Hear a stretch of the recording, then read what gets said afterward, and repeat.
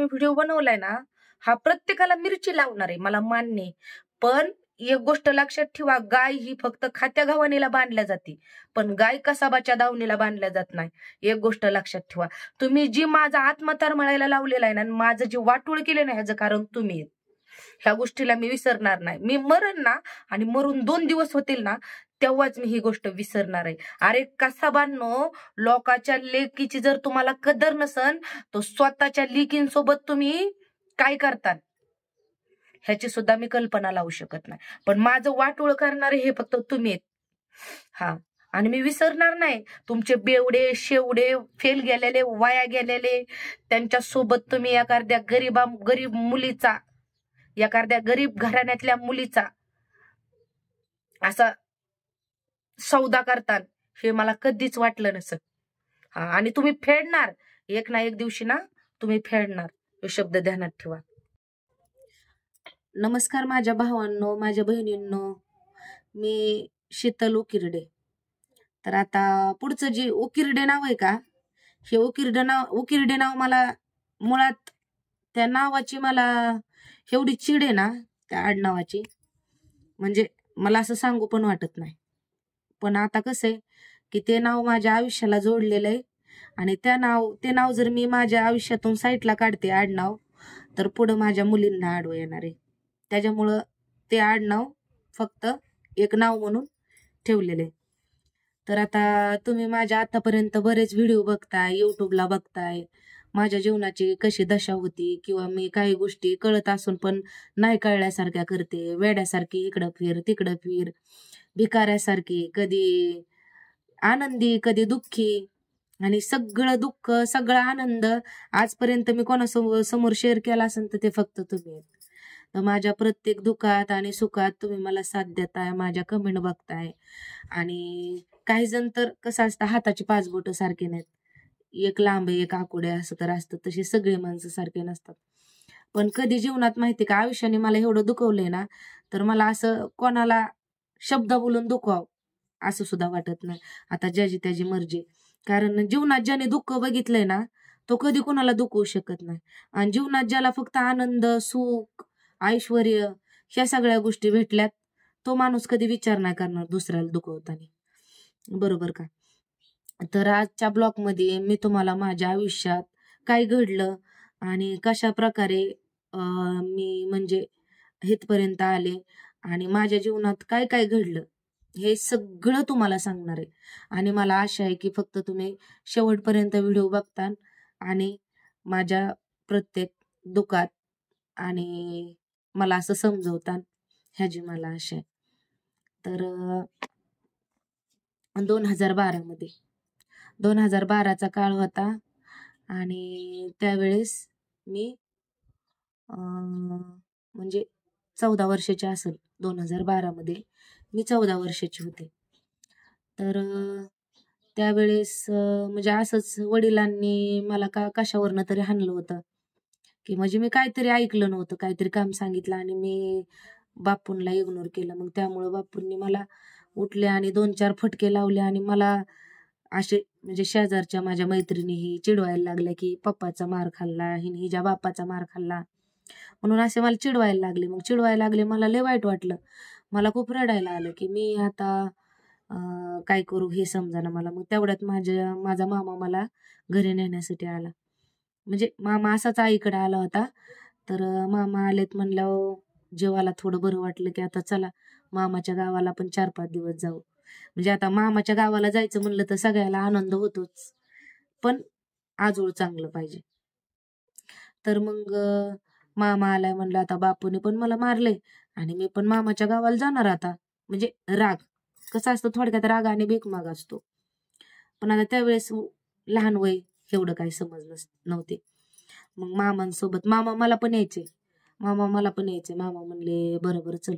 आता मी उंचीने तब्येतीने जरा चांगलीच होते. आता 14 वर्षाची मुलगी, पण कसं असतं, ज्यावेळेस मुलगी मोठी होती म्हणजे मुलगी शानीसुरती होती, त्यावेळेस म्हणजे 2012चा काळ कसा होता खेड्यातला, की मुलगी शानीसुरती झाली की आता ती मोठी झाली आणि ती लग्नाच्या वयात आली, असा नियम होता. मग आता मामाने जाता जाता म्हणले, चल आता पोरगी मागं लागली, शीतल यायचं बाळा तुला? हा मामा यायचं मला, चल.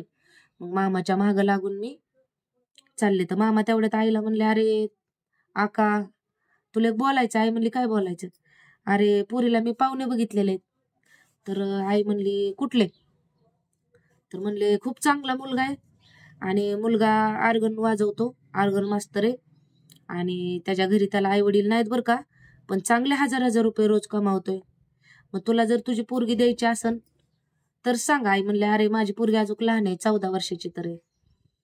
तर 14 वर्षाची मग काय होतंय? अरे पोरगी मोठी झाली आता, म्हणजे पोरगी उंचीने मोठी दिसली म्हणजे पोरगी मोठी झाली, असं त्यावेळेसची समज होती. आणि समज त्यांची का तशी होती? तर शिक्षण हे महत्वाचं आहे. आणि त्यावेळेस म्हणजे माझ्या आई वडील मामा ह्यांचं शिक्षण झालेलं नाही, त्याच्यामुळे त्यांना समज पण थोडी कमीच. मग त्यांनी लगेच तशी म्हणले की आई म्हणली, बघू परत आता. तर मामा बरोबर मी एकदम आनंदाने हसत खेळत मामाच्या गावाला निघाले. मामाच्या गावाला गेली तर मामाच्या गावात फक्त मामाची आजी होती आणि मामा वीटभट्टीवर काम करण्यासाठी गेलेले होते. तर मामाची एक मुलगी डिलेव्हरीसाठी आलेली होती आणि मामाच्या 2 छोट्या होत्या, म्हणजे माझ्यापेक्षा लहानच होत्या त्या. त्या 2 घरी म्हणजे त्या 2 पोरी आणि 2 मुलं मामाला आणि एक मुलगी डिलेव्हरीला आली, अशी मिळून 5 मुलं होती मामाला.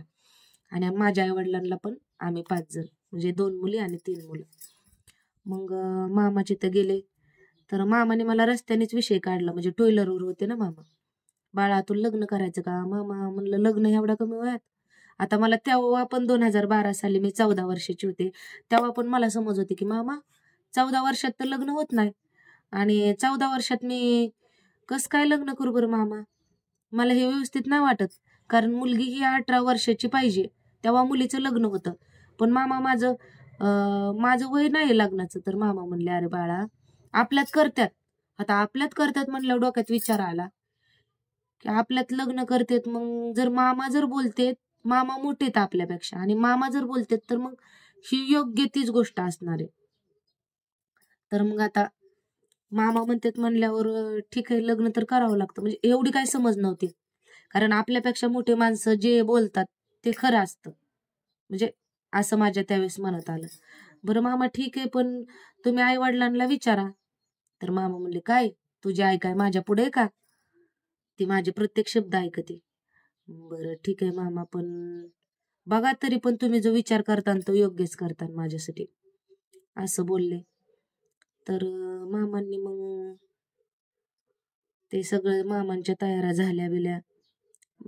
जी ती लोक होते का मिस्टरांकडले, आता ते जरी माझा व्हिडिओ बघत असतील तरी सुद्धा काय अडचण नाही, कारण तुम्ही लोकांच्या लेकराचं वाटोळ करताय आणि स्वतःच्या मुलीला देताना 10 वेळा विचार करताय.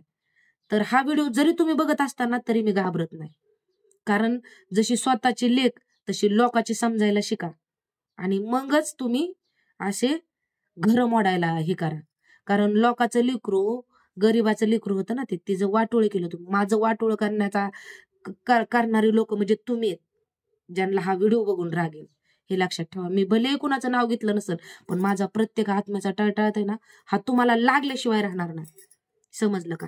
कारण माझं लहान वयात कळी उमलण्याच्या अगोदरच तुम्ही माझ्या आयुष्यासोबत खेळलात आणि माझं वाटोळ केलं. मग त्यानंतर त्या लोकांनी बरेच, कसं असतं माहितीये का, माणूस म्हणतं की खात्या गव्हाणीलाच आपण गाय बांधतो. असं नाही की कसाबाच्या हातात आपण गाय कापण्यासाठी देतो. पण एक गोष्ट मात्र लक्षात ठेवा, जे माझ्यासोबत घडलं ना, ते एक दिवशी तुमच्या सोबत सुद्धा घडन आणि ते तुम्ही अनुभवता, हे लक्षात ठेवा. कारण एक लहान कळी, तिला काही समजत नव्हतं, ती उमलण्या अगोदरच तुम्ही तिच्या असे पाकोळ्या तोडून, तिचे पंख असे विस्काटून, असं चुरगाळून तुम्ही असे खाली फेकणारे लोक. आणि एक गोष्ट मात्र लक्षात ठेवा, हे मी तुमचं सोशल मीडियावर टाकते आणि मला विश्वास आहे की हे बघून असे कित्येक लोक सावध होतील आणि आपल्या मुलीला लोकांच्या घरी देण्याच्या अगोदर 10 वेळा विचार करतील. तर मी आजचा ब्लॉग इथंच संपवते आणि उद्याच्या ब्लॉगमध्ये मी तुम्हाला पुढचं सगळं काय माझ्यासोबत काय घडलं हे सांगणार आहे. जर माझी आयडी सबस्क्राईब केली नसन तर सबस्क्राईब करा आणि मला सपोर्ट करा आणि तुम्हाला माझ्या आयुष्यात काय घडलं हे समज मी तुम्हाला सांगणार आहे. मी घाबरणार नाही की मला काय म्हणतील आणि मी आता ह्यांची सगळी सच्चाई अशी समोर आणणार आहे. सोशल मीडियाच्या ह्या गोष्टीला मी घाबरत नाही. हा, धन्यवाद.